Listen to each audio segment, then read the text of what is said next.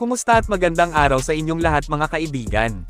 Ang tungkol sa sitwasyon ni Kevin Durant sa Phoenix Suns at ang player ng Warriors na dapat na panghihinayangan na isinama sa Butler trade maliban kay Andrew Wiggins yan ang ating pag-uusapan.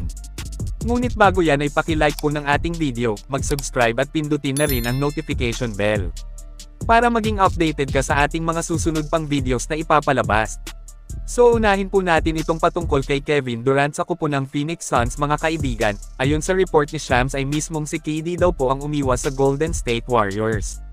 Hindi nga nangyari ang matunog na usap-usapang Steph Durant reunion sa Dubs, na talaga namang isa sa pinakagusto ng mga fans na mangyari bago isara ang trade bukas. Dahil dito nasisiguro na marami ang malaking chance ang mag-champion ulit ang GSW. Hindi naman natin sinasabing ayaw mag-champion ng gold-blooded kapag walang KD sa kanila, kasi 2 beses na silang nakapag-champion sa liga na walang Durant. Si KD mismo ang nangangailangan sa Warriors at kay Curry para mag-champion ulit. Dahil sa pagtanggi niyang bumalik sa GSW ay isa ako sa nagsasabing mahirap mag-champion ulit si Durant ngayong mananatili ito sa Suns. Nakita na natin ang kinalabasan noon kay KD sa Phoenix na hirap talaga sa playoffs, ngayon ay mauulit na naman siguro. Mas bagay talaga katandem ni Durant ay si Steph, iba ang dala ni Curry kumpara sa mga naging kakampi ni KD. Una sa OKC na kahit may prime Russell Westbrook ay hindi sila nakapag-champion.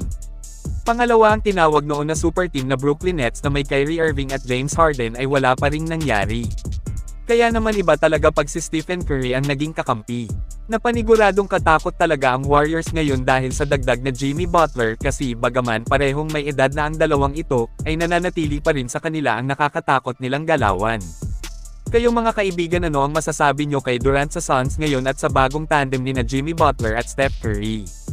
Mag-comment lang po. Ngayon ay dito na tayo sa isang manlalaro na pagsisisihan ng Warriors dahil binitawan lang nila basta-basta isinama sa package kay Jimmy Butler. Ito po ay walang iba kundi ang sharpshooter na si Lindy Waters III, na kung saan siya ay napunta na ngayon sa kupo ng Detroit Pistons. Maliban kay Wiggins ay sayang talaga itong si Waters III mga kaibigan. Kasi napaka-consistent ng tira nito sa labas at mabilis din bagay sa fast-paced play.